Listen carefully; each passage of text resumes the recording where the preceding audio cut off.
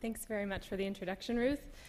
I am delighted and honored to be here today with this fantastic group of people, and I'm really excited to share with you some of the lessons that we've learned in Washington State over the last 15 to 20 years about identifying and implementing policies that both improve outcomes, as everyone's talked about today, but also that can save money over the long run.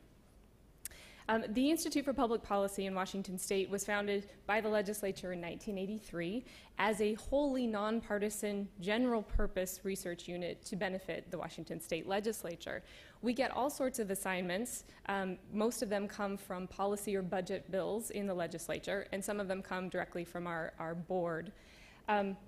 But over the last, mostly about 15 years, we've increasingly been asked to take on a different sort of role with the legislature, and that is to act as kind of an independent ratings agency. So we've been asked to look at what works and what's economic, what makes sense economically to implement given tight budget times that can also increase outcomes for folks in the state of Washington. And the topic areas that we've been most frequently assigned to look at from this perspective have been crime, education, child welfare, behavioral health, and a number of different areas as well. So when the legislature asks us to look at these sorts of issues, what they're really asking is, can we get a positive return on investment with some of these evidence-based programs and policies? And we take, as I mentioned, a sort of an investment advisor or independent ratings agency approach. And over the years, we've established kind of a three-step solid approach that we apply across all different outcomes of interest, all of those areas I just mentioned a moment ago. So first of all, we assess the evidence. And as Lauren was mentioning this morning, we can learn a lot from systematic reviews. We have our own system of systematic reviews that we implement at the Institute for Public Policy. We look at all of the rigorous outcome evaluations we can find in a particular area, and we have slightly different criteria than other folks might apply to their systematic reviews. We tend to take a slightly broader perspective. We love RCTs, but we also look at well-controlled comparison group studies, regression discontinuity designs, and so on and so forth. We also look not only at peer-reviewed journal articles, but also pretty much anything that we can find that's been printed in some form that meets our standards of evidence. So we have sort of a broad scope of interventions and evaluation reports that we look at, but we apply pretty rigorous standards to those. So the next step, so the evidence part is kind of what all we've been talking about this morning, the evidence part. What we do is we kind of take it to the next level with the economics. So we compute benefits, costs, as well as risk to the people of Washington State using a consistent framework. So where this differs from where you might hear about other cost-benefit analyses is we've developed kind of a standardized tool that we use across a number of different program areas and interventions. Usually when you read about benefit cost analysis, it might be for one specific intervention or group of interventions. So we've developed tools that can kind of cut across those different areas, and we're constantly building and improving our methods. So that's something that you should know anytime someone tells you about WSIP results. We're constantly trying to improve upon what we've done before and kind of get closer and closer to the truth. I wanted to talk about one thing that Lauren said this morning, her third myth that she addressed this morning about if you do an evidence-based program, it will produce outcomes. And I wanted to address that in two different ways. The first is this idea of risk. So we know that there's been these wonderful evaluations of lots and lots of programs, and they've got these mean effects. So when we do our evidence reviews, we meta-analyze all of the data that we can find to come up with an estimated magnitude, a meta-analyzed average measure of effect for each program. But what we know is that in all of those outcome evaluations, there are errors in measurement. So we know that there's a certain amount of risk associated with any sort of intervention that we might look at. We can't just say that we expect the average effect. There's risk associated with that.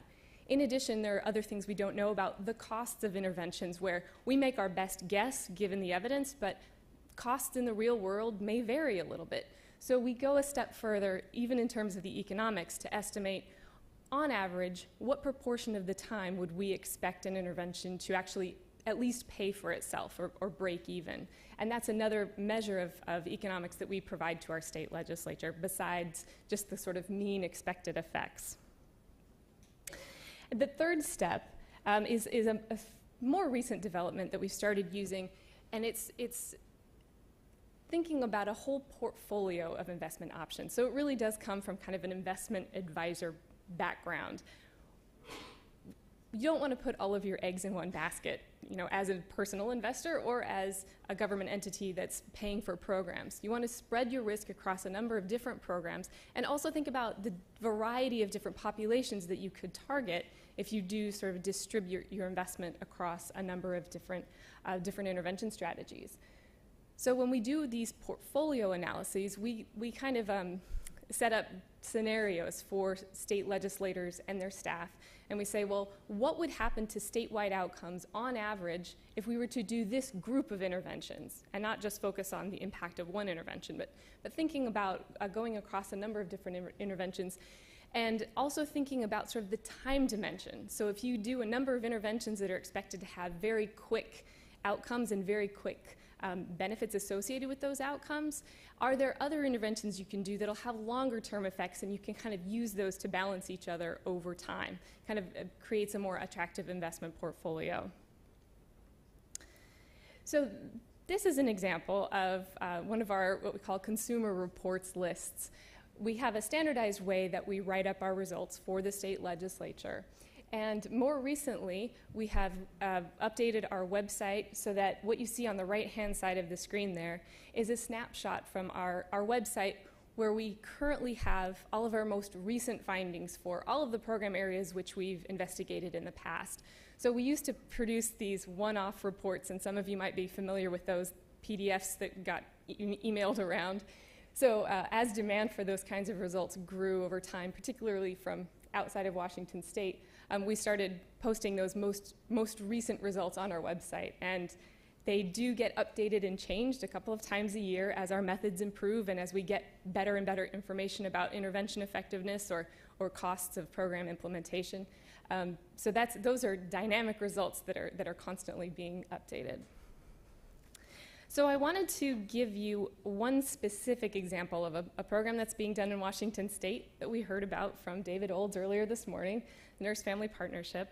I know this is being done all over the country, and so I just wanted to give you a quick overview of the different outcomes that we've meta-analyzed given the research literature around the Nurse-Family Partnership, and the level of impact we would expect economically from each of those outcomes. And you can see how it works together to kind of come up with our base net present value, net benefits after you account for the program costs.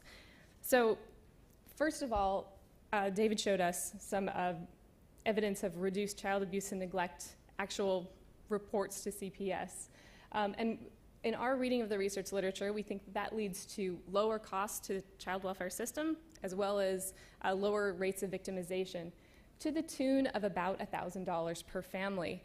So what we know from these interventions is that some families might benefit to a very high degree, some families might not benefit quite so much. So what we try to present are results on average per family who is participating in a program. So this would be folks who participated in the Nurse-Family Partnership compared to those in the control group who didn't participate. So we're looking at about $1,000 of prevented child abuse and neglect for each of those families on average.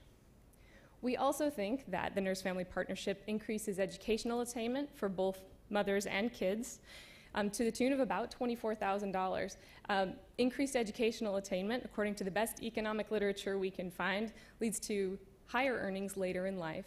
And so for mothers participating in Nurse-Family Partnership, you might expect those benefits to kind of appear right away. So as mothers might finish high school after participating in the Nurse-Family Partnership, right away they're going to enter the workforce potentially and start earning a little bit more money.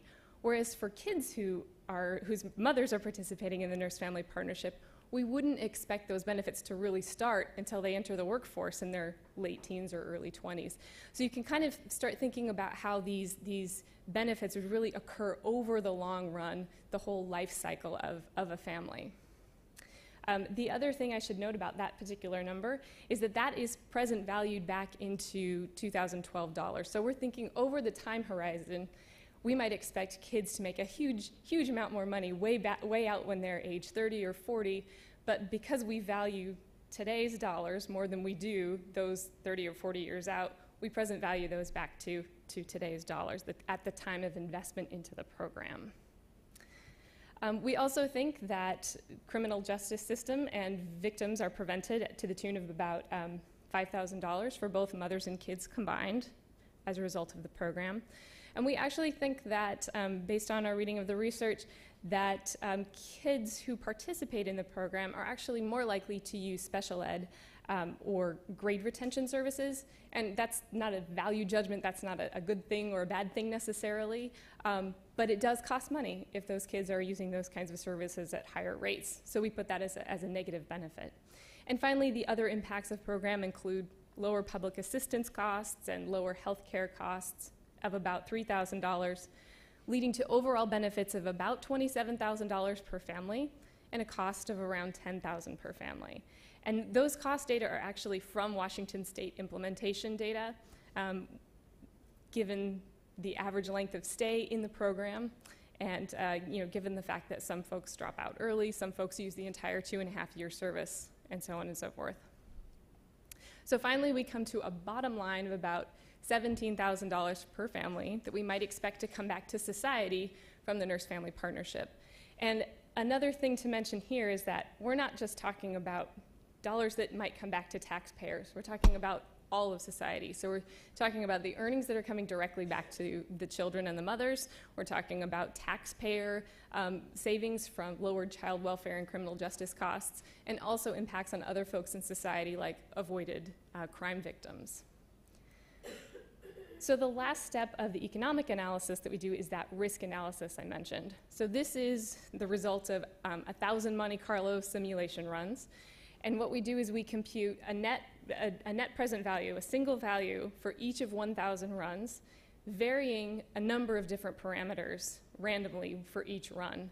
So, knowing what we know about the error in measured effect size and knowing what we know about the uncertainty around actual program costs in the community, we vary probably 20 different parameters each run. And so in our best estimate, we have a 76% chance of at least breaking even if we implement the program in Washington State, 24% chance that the program would not pay for itself.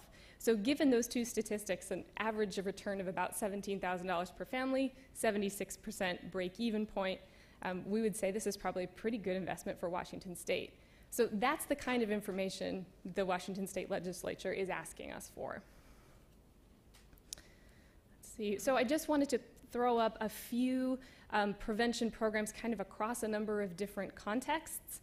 And the top line there is the Nurse-Family Partnership that we just discussed, with its total benefits, expected costs, broken out by taxpayer and non-taxpayer dollars. The net present value, that's the benefits minus the costs, benefit to cost ratio, and then this is presenting the odds of a negative result. So the lower this number is, the better it is in terms of risk. But I also wanted to highlight a couple of other programs. You might not think of preschool as necessarily a mental health prevention program, but there have been demonstrated effects on mental health and substance abuse outcomes, as well as educational attainment for state and district preschool programs for low-income kids. Guiding Good Choices, as many of you know, substance abuse prevention program in the schools. And then Ron Prins told us about the system-level PPP program earlier this morning. And so you can see, he showed us a pyramid of kind of intervention intensity. And you can see that from our best estimate, if you distribute that cost across all the folks in that community, it's a pretty low cost, about $150. And it also produces about $1,200 of benefits to society as a whole for each $150 invested. And then the other set of interventions I wanted to present. And this, of course, this isn't an exhaustive set. If I had an hour, I would bore you with details of many more programs. But I also wanted to highlight a few other programs that are more treatment oriented. Clinical settings, for example, cognitive behavioral treatment in child trauma, or multidimensional treatment foster care in the juvenile justice system, for example. So these are more treatment-oriented, and what I wanted to do was just show a menu of different kinds of services that are targeting different sorts of populations and have very different impacts on different outcomes. If we looked at a number of different outcomes, you'd see very different impacts, but the idea that all of these are done in different kinds of contexts, and therefore costing different systems money and also returning money to potentially other systems as well. So when we think about creating a portfolio of programs or policies, these are the kinds of things we think about. So how many different populations can we target? What are the timelines where we would expect those programs to pay off? And how can we best spread our investment across a number of different options? And the final thing I wanted to share with you was how some of our return on investment findings have been used to craft state budgets in Washington State. So these are some of the legislative milestones, I suppose, that we've come across in Washington State. And the first one was quite a while ago, or almost 20 years ago. WSIP's first report came out about what works in juvenile justice. And there was a pretty big budget change based on some of these findings. Some programs that were found not to be effective were defunded, which opened up the door for more effective programs to be funded. But one of the interesting kind of sidebars of this actually speaks to Lauren's third myth once again in a slightly different way. This again is the myth where you do an evidence-based program and you get outcomes. When the initial budget change was made in juvenile justice in Washington State, there was an evaluation that went along with it to make sure that outcomes were going as expected. Turned out, functional family therapy was the example of the program that was being evaluated. And the outcomes were not as expected. There was no difference between the kids who had gone through functional family therapy and those who hadn't. So something fishy seemed to be going on. And it turned out with some further investigation, there was a study done of observing therapists as they were providing services to the kids in FFT and the families, and realized that therapists weren't equally adherent to the program model. Surprise, surprise. So what was done was there's actually a big fidelity monitoring system that has been set up in Washington State now in the juvenile justice system.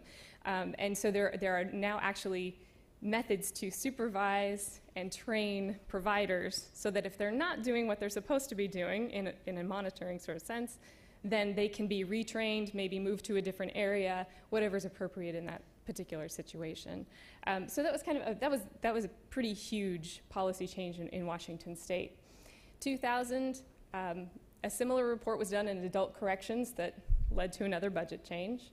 2003, the legislature asked us to look more broadly at a set of prevention programs. So this is when we first got started kind of trying to apply our cost-benefit model to a number of different environments and contexts.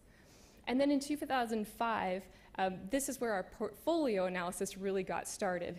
So some WSIP analysts decided to set up a number of different scenarios for the legislature and propose different potential outcomes. And what happened was that the legislature actually adopted a moderate implementation scenario, so scaled up certain programs and implemented a few new ones.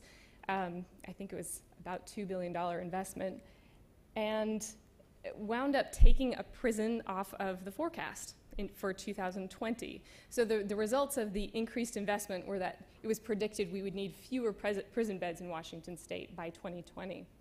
The other thing that resulted from this was that early education and NFP both got increased investment. So people started thinking outside of the silo of intervening in criminal justice leads to better outcomes in criminal justice, but also sort of opened up minds toward thinking about those long-term prevention outcomes, the long-term criminal justice impacts of early education and NFP in particular.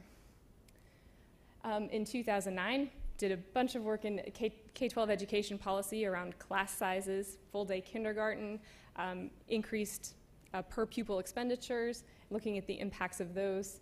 And then finally in 2012 and 2013, we were asked to put together inventories of evidence-based and research-based cost-beneficial programs. And now the state agencies who are responsible for child welfare, juvenile justice, child mental health, and adult behavioral health are now using some of those inventories to actually find out where there are gaps, find out what's actually happening in Washington State, and increase investment in some of those evidence-based programs that might not currently be funded. So I'm on red flashing. So I know Ruth is going to take me to task if I don't stop here, so I'll stop here. Thanks very much.